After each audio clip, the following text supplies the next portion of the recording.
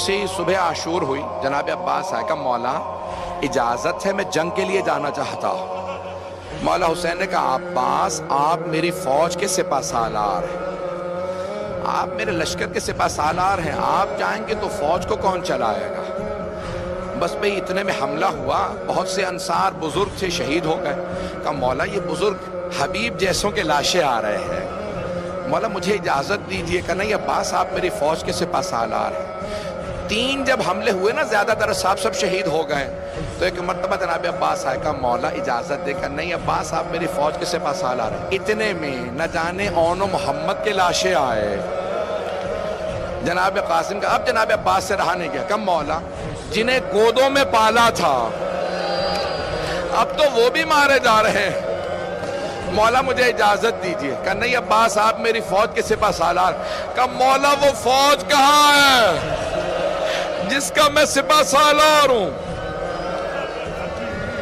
جیسے یہ خیمہ نصب ہے نا، خیمے کے باہر کھڑے تھے جناب عباس، تلوار سے ٹیک لگا کے کھڑے تھے، اچانک خیمے کے اندر سے آواز آئی۔ وہ والا خیمہ تھا جہاں مشکیزیں پانی کے بھر بھر کے رکھے جاتے تھے۔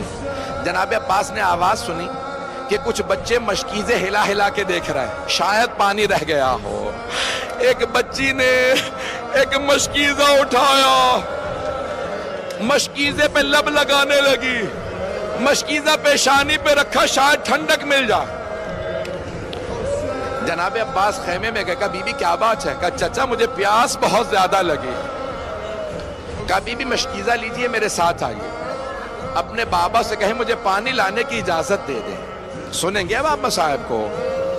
کہا بی بی اپنے بابا سے کہیں مجھے پانی لانے کی اجازت دے دیں۔ جناب سکینہ نے کہا بابا چچا سے کہیں مجھے پانی لا دیں۔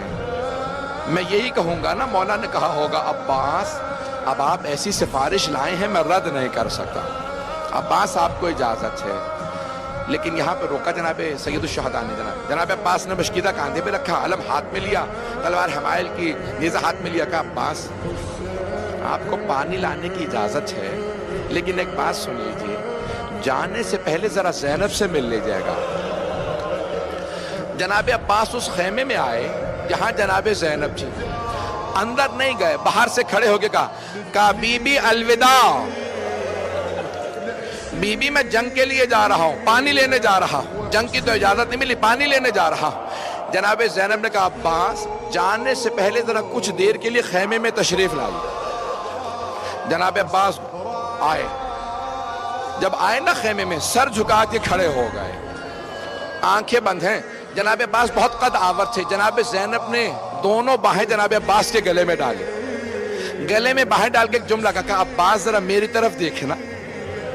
جناب عباس کے آنسو بہنے لگے، بہت غیور تھے۔ جناب زینب 22 سال بڑی ہیں، پالا تھا جناب عباس کو، ہاتھوں میں پلے تھے، برداشت نہیں کر رہے تھے، جانتے ہیں بی بی پہ بڑا ظلم ہونا۔ کہا عباس جب میں پہلی مرتبہ کوفے آئی تھی نا، بابا نے مجھ سے کہا تھا زینب آج آپ شہزادی بن کے آئیں، کل آپ کو قیدی بنا کے لایا جائے گا۔ عباس میں سوچا کرتی تھی کس میں جرت ہوگی مجھے قیدی بنائے، میرا عباس جیسا بھائی ہے۔ لیکن عباس ابھی جب آپ نے کہا نا بی بی الوداع، مجھے یقین ہو گیا وہ وقت بڑا قریب ہے جب مجھے قیدی بنایا جائے گا۔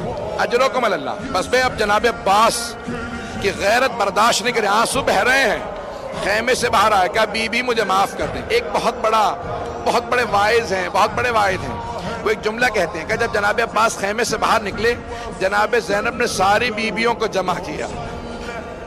جب میں یہ جملہ سوچتا ہوں میری کیفیت بدل جاتی ہے۔ ساری بیویوں کو جمع کر کے ایک جملہ کہا بیویوں میں پردے کی ضمانت واپس لے رہی ہوں۔